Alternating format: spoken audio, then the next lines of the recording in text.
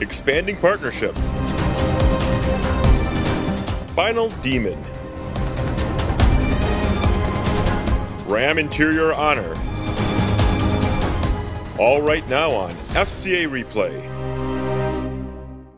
FCA US LLC and Waymo continue to expand their partnership with the announcement that up to 62,000 Chrysler Pacifica hybrid minivans will be added to Waymo's self-driving fleet.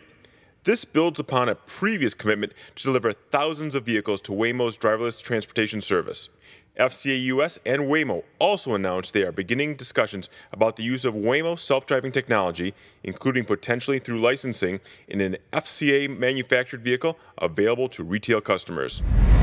The last Dodge Demon rolled off the line at Brampton Assembly Plant, which means bidding will soon begin in the historic Barrett-Jackson Northeast auction on June 20th through 23rd.